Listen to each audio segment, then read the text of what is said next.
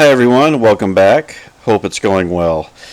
I wanted to do a reading update video today, talk about some books I've read, some books I've been reading, and just kind of go on from there. So let's get started. So I wanted to read some haunted house novels, and I have a couple lined up. I did finish this one, The House Next Door by Darcy Coates. Read that one on my phone, and this was a really silly ghost story, I guess, to put it mildly. It's about the narrator is a woman of indeterminate age. We never really learn, but anyway, she lives alone, and she believes the house next to her is haunted, and a new neighbor comes in. And the previous neighbors had left screaming, okay, and then a new neighbor comes in, a young woman who also has a past, as well as moved into the house that's haunted and things like that. So through the course of the novel, the narrator becomes friends with the woman next door, and they both start to investigate the hauntings, and they get into the history of the house and things like that. So there's actually kind of a serious story at the center of it as far as why this house is haunted, but the story itself is really silly at times. There's just a few things to mention. There's this motif with making brownies. Whenever the narrator gets stressed out, she starts baking brownies. There's this one scene where she sees something frightening in the house, and she runs over and she starts making brownies real quick. And then there's another character, a male cousin of the narrator, who happens to be a filmmaker, apparently, and she's always calling him to say, hey, could you come visit me? We need you to check out this haunting, and maybe you could use some of your filmmaking equipment. And he's kind of a jerk. He's like, well, what will my filmmaking friends say if I was involved in a ghost hunt or something? So she's like, well, I'll make some brownies if you come do this. So that's the dynamic with her cousin. He'll come visit if she bakes brownies. So there is this silliness running through the book, which was kind of I was chuckling through some of it, but it's the story is fairly predictable for the most part, as they uncover the mystery of what happened at the house next door. There's also not much of a sense of setting with the book. We don't even know where this is really, so that was kind of strange. There wasn't just no local color or local history or anything like that with the haunting. It was just very basic in that way. So yeah, that's all I have to say about The House Next Door by Darcy Coates. I picked up another haunted house book I haven't read yet.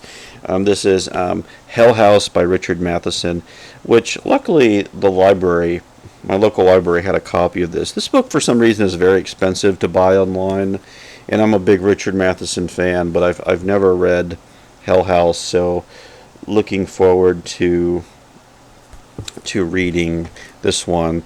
Yeah, Matheson, I have his collection of short stories, and these are really good. The best of Richard Matheson. He has a Penguin edition, and yeah, really fantastic stories in here. A lot of them you might know from the Twilight Zone episodes. Nightmare at 20,000 Feet, the famous episode, was a Matheson story.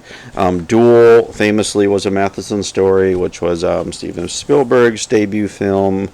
But yeah, just a lot of these stories were adapted for TV and movies, but some of them weren't. So this is a really good collection. So I've read all these, and maybe I'll go back because they're very rereadable. And Matheson was really, I think, ahead of his time in some ways, with kind of blending the mundane, the everyday, with the fantastical. Other writers would do that as well, but I really like how Matheson achieved that, and I think his stories hold up really well. So So yeah, Hell House I'll start reading soon.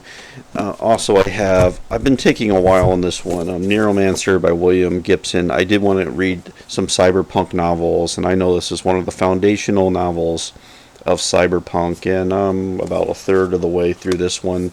Reading it, it's striking how The Matrix, I guess, which came out in 1999, was building upon so much of what cyberpunk had come before, and there's so much reading this novel that reminds me of The Matrix. It has a much different story than The Matrix. There's also that movie from the 90s, Johnny Mnemonic, also with Keanu Reeves, a cyberpunk movie, which also shares a lot in common with this book. But I like how just it's kind of a fever dream of a novel, kind of hallucinatory at times, and really this blending of technology, and there's some spirituality, there's drugs, there's a lot of things in this future that William Gibson is portraying. So it's so yeah, having fun reading Neuromancer. And let's see, this is a book I did finish reading this week, The Soul of Wes Craven by Joseph Maddrey. This is a biography of the filmmaker Wes Craven, famous for the Nightmare on Elm Street and Scream films. And this book I enjoyed this book for the most part. The biggest strength of this book was that the author did a lot of research, and it really shows on the page, where he interviewed a lot of people that knew Wes Craven. Actually, the most interesting part of the book, I think, is on Craven's early life, and how the author was able to, learn a lot about. Wes Craven lived a lot of different lives before he actually became a filmmaker, and that's interesting. Like, he grew up in a single-parent, low-income household around Cleveland, and also a very strictly religious household, and grew up with a lot of anxiety because of the strict upbringing, fear of making God angry, and a lot of inner conflict about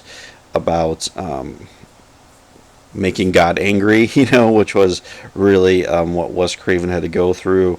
And then he went to college on a scholarship to Wheaton College, which is outside of Chicago, and that section of the book is really interesting too, which was a Christian college, an evangelical college, but one that tried to give a secular education, that tried to kind of synthesize the secular world with the more Christian world, and how Craven inevitably would start to question his faith quite a bit by that time, and he would run afoul of the authorities. Specifically, he was an aspiring writer, and he was editor of the literary magazine at this college, and he was putting stories in there that were making the college authorities not happy. So it was a big drama, this drama between the editors of this magazine and the administration at the college. So I found that part of the book really interesting. And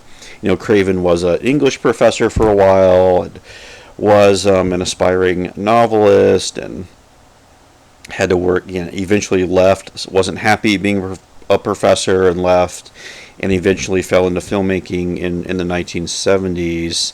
And that part of his life too, because Craven wasn't open in interviews about some of the early days when he was making films, specifically in the 70s, where he was directing adult films, X-rated films, as they were called at the time. And the author spends a lot of time on those films, the making of those films, and Craven's involvement in them. X-rated films were more in vogue in the 70s.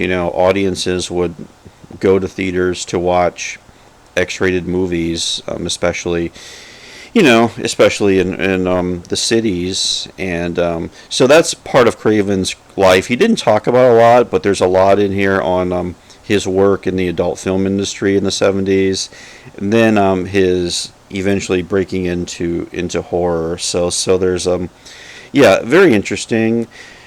I thought, though, really this book, it's about Wes Craven, the person, for the most part. We don't get, if you're looking for a book about, that's more focused on the films of Wes Craven, there's probably other books out there. But if you want to learn about the inner drives of Wes Craven and the different conflicts he went throughout his life, whether there's a lot in here about his personal life and the role that religion played and the role how a lot of the inner conflicts he had, and it was interesting. That part of it was interesting. But so yeah, overall, I would recommend this book, especially if you're interested in Wes Craven, the person. So yeah, that's The Soul of Wes Craven. And let's see, I'm still going through The Power Broker right here, the Robert Caro book. I'm about 200 pages in. I've made some progress this weekend on this book. Robert Moses and the Fall of New York.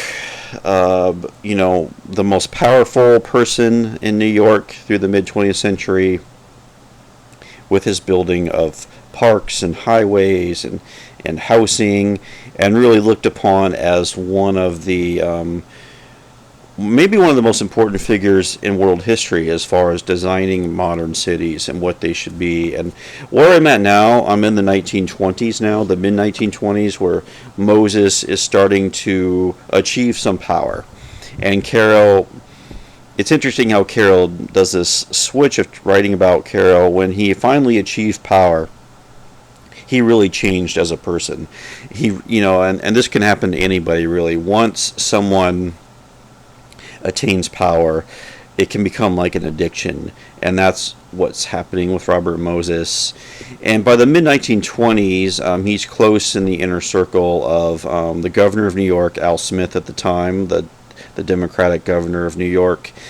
And Moses is in this conflict that went on for some time over Long Island and to build parks in Long Island. And Caro does a really just incredible job of describing the geography of Long Island, the class structure and culture of Long Island. And what was going on in the 1920s is that New York City's population was exploding, okay? At the same time, you had the economy was changing, where people didn't have to work as many hours as before. I mean, 19th century, it was not uncommon for someone to work 60, 70, 80 hours a week at very hard labor.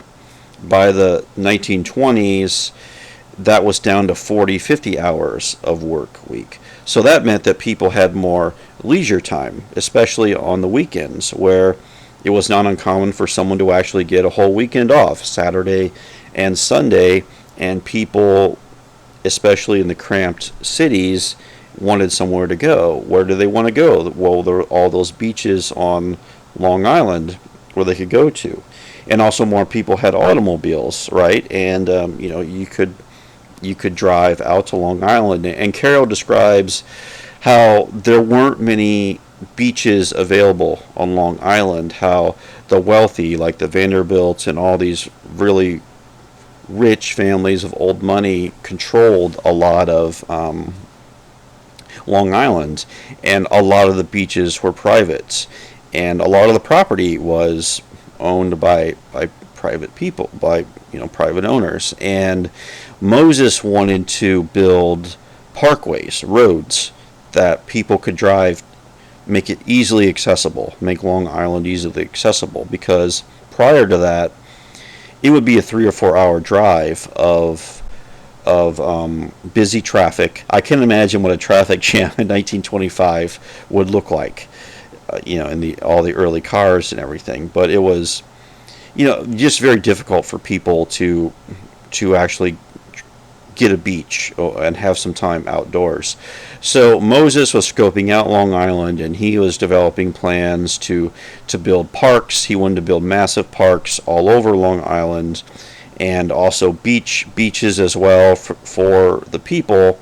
And he is, of course, getting tons of pushback from the wealthy of Long Island, who did not want this to happen. And there's a lot of talk how they wanted the rabble. We don't want, this is our we want our space, and we don't want the rabble from the city to come in here and take it over. Okay, so Moses wants to build roads into Long Island that are going to be the most modern roads ever built, and also develop parks. Now, in order to do that, he would have to take private property away from people, and so the state government is buying off property from people, and if some of these rich landowners are not cooperating, well, Moses says, well, the government's going to take your property anyway, okay? And of course, you can see this leads to a long court battle and a public relations battle on whether the government has the right to uproot people from their property, okay? And that's kind of where the book's at now. And it's interesting how we learn how Moses was.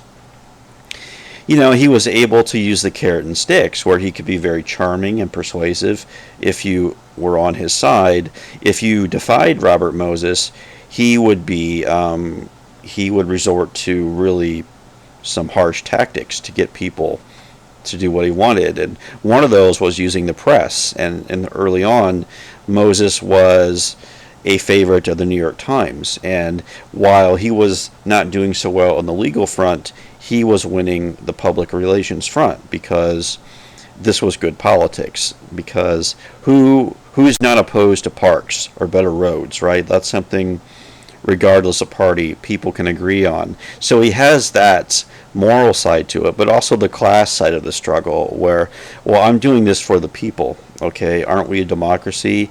And we need to serve the people the best way we can, giving them leisure and parks and all these things. So he was very skillful on the public relations front.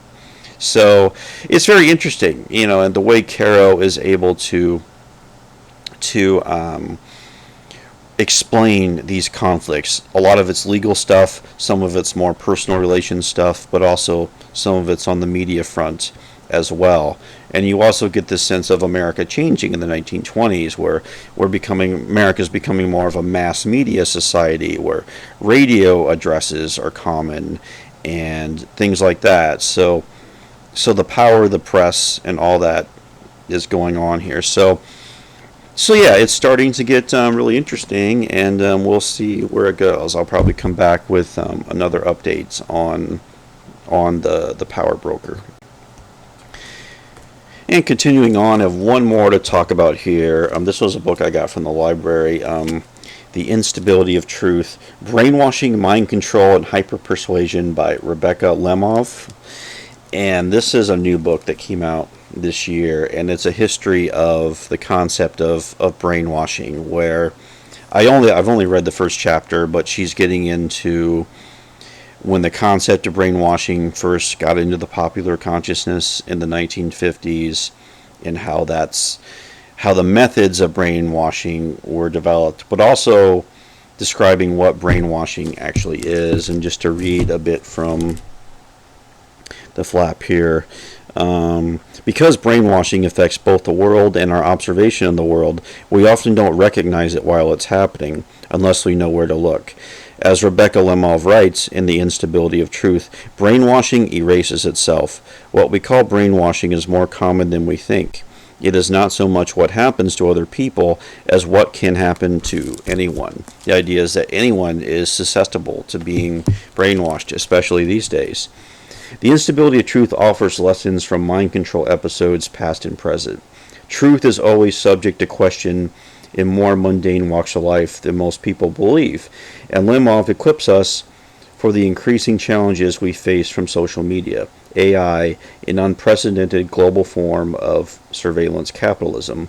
The Instability of Truth develops a rigorous new understanding of both brainwashing's paradoxes and its emotional roots by giving voice to brainwashers, the brainwashed, and the third-party observers alike. So, yeah, this subject matter is right up my alley. I'm sure there's a lot of interesting history here that I'm not aware of, but also some insight into everything that's happening today with social media, doom scrolling, and reality manipulations, and all these things. So seems like a timely book that I'm looking forward to reading. So I guess that wraps it up with my reading so far this past week. And yeah, if anyone has any thoughts on these books, on the Power Broker, or any of the topics I've mentioned, be great to hear them in the comments. So yeah, so thanks for watching, and I will talk to you later. Bye.